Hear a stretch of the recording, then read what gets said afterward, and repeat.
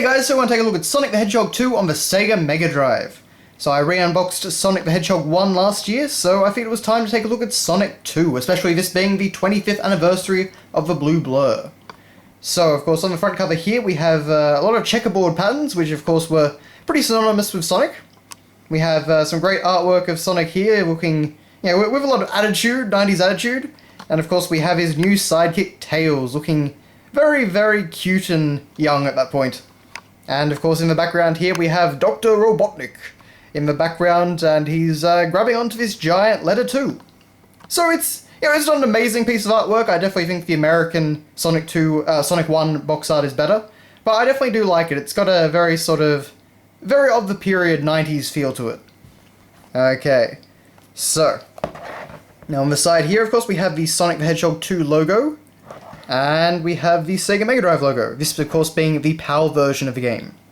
I believe that for Sonic 2, the game actually has the same front cover in both the US and the PAL territories as well. So, kind of a nice little thing that we all get the same design compared to Sonic 1. So of course this is 1 or 2 players, 16-bit cartridge. Sonic's back and better than ever. He's a blur in blue, a blaze of action, with his new super spin dash. Oh, I'll learn how to speak sometime. A new fabulous friend Tails the Fox. You won't believe it till you see it. When you play, you won't stop. And of course we have some lovely screenshots here showing off the fantastic 16-bit graphics. Sonic 2 is one of those games that still really looks fantastic. The sprite work is excellent. Even though it's not my favourite Sonic game, it's definitely up there. I definitely prefer Sonic 3 to Sonic 2, but this is a fantastic game. Okay, so here of course we have our cartridge, and we basically just have a cut of the Sonic 2 box art.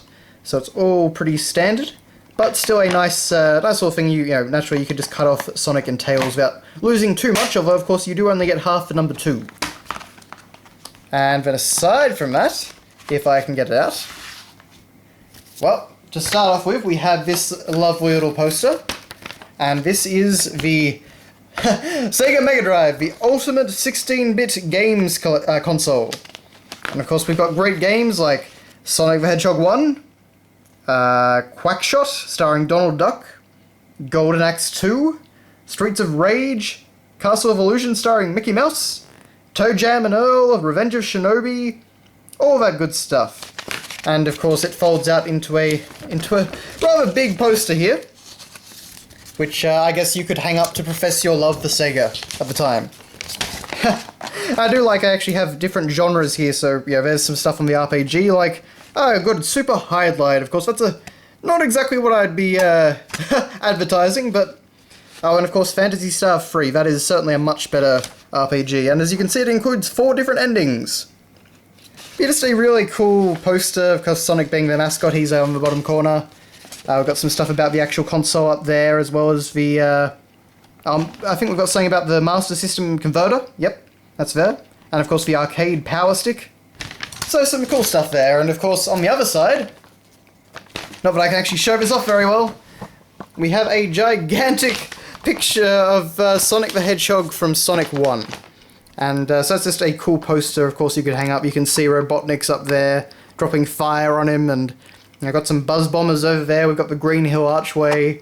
It's a pretty cool poster. I wish I could actually show you all of it through the camera, but unfortunately not quite that large a lens.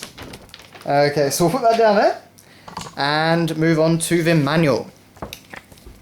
So, being a PAL, UK Mega Drive manual, we have a full colour front cover for the manual, but inside, of course, it's just all in black and white, and it's pretty basic too. It's just like this, so very text heavy in all the different languages, because this being a PAL copy, they didn't want to print several different versions. We do actually have a little backstory here. Find the Chaos Emeralds. Miles, Tails, Prowl the Fox can't sit still whenever Sonic's around. Ever since Miles was a baby fox, he's dreamed of being like Sonic. He loves to run after Sonic, waving his 2 tails behind him, trying to keep up with his hero, which is basically just explanation for the AI. But, of course, mostly Sonic just lets him trail along, but sometimes just to show off, Sonic explodes in a burst of super speed and leaves him behind. But Miles doesn't give up. He whirls his tails like a helicopter rotor and takes off flying until he catches up. All the animals call Miles by his nickname, Tails, because of his 2 special tails. and one day they saw an astonishing feat. So of course there's Sonic and Tails in Emerald Hill Zone. They were all together in the forest watching Sonic perform. Sonic would run, spin, and jump in his Super Spin attack. Then Tails would roll like a turbo engine and blast off in his Super Dash attack. What a show-off! Suddenly Tails just couldn't help himself. He took a running start, curled up his tails, and whoosh, he was spinning like Sonic. But now something frightening is happening. Sonic's friends are disappearing. In their place, nasty metal robots are popping up all over the island. The mad scientist Dr. Robotnik is at it again. This time Robotnik's planning a global disaster. He needs workers to create a doomsday machine that can take over the world. So he's trapping all the animals, turning into robots, and forcing them to build his ultimate weapon, the Death Egg. And of course, this was the game to introduce the Death Egg. And believe it or not, we actually have more story even than that, but, you know, basically just saying Robotnik now rules over everything. He's grabbed control of everything except the 7 Chaos Emeralds. So of course Sonic has to find them and become Super Sonic and defeat Robotnik. Not that you can actually use Super Sonic, of course, in the final boss fight. So apparently they're actually buried on the island, so there you go. Only one tough dude with spiky hair has the speed to find them first. Help Sonic stop the devious scheme of a demented scientist. Spin like a speedball through space. Grab power sneakers and loop till you're dizzy. Twirl over twisting speedways and rocket through tunnels. Balance and blast across a bubbling ocean of oil. Find the emeralds, free the animals, and squash Robotnik forever. Forever. Ha ha ha. Yes, that's a good joke. Of course, they had no idea how long Sonic would go on at the time.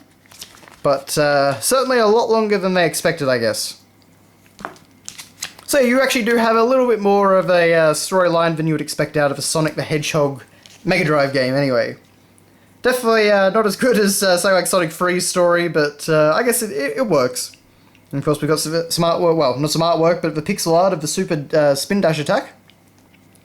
And we can see it, revving up over there. We've got the pinball attack in Casino Night Zone.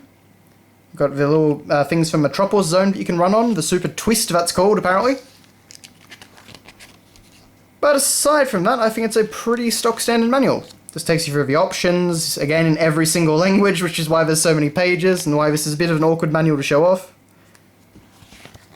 But we do actually get, of course, to the zones. So, if we go over here, you can actually see zones. So, at the end of every zone, Dr. Robotnik attacks in a fantastic robot machine. Defeat him and free some of your friends from their prison egg. Oh, there you go, it's actually, those things are called, the robot capsules are actually called the prison egg. Learn something new every day. So, Emerald Hill Zone. And you can see that we actually have artwork of all the different badniks that we find. So there's, of course, like Coconuts, Buzz Bomber. What else have we got? Aquatic Ruin Zone. So we've got the Grounders somewhere here, apparently. Yeah, there's Grounder. Chop Chop. So it's nice that we at least do get some artwork, even if it's not the most exciting manual. Sega games generally didn't have quite as good manuals as Nintendo games. But, it's pretty cool anyway. I always love that guy's expression. Of course, that enemy, which always reminds me of an enemy from Sonic CD, actually. I don't know exactly what the connection is there, but, of course, Oil Ocean Zone, Mystic Cave Zone, the Seahorse enemy, the sort of rebuilt Caterpillar. Metropolis Zone, of course, the unholy trio, as they've been called, the Astron Slicer and Shellcracker. And, of course, Sky Chase Zone, so the little turtle guys. Always kind of seemed weird to me that, the enemy that you choose to be flying is a giant flying turtle. And, of course, Wing Fortress Zone. And, of course, it doesn't actually tell you about Death Egg Zone, but, of course, you can find the Cluckers. And, of course, it explains special stages as well. There's a lot in Sonic games which is kind of unsaid, and special stages are one of them.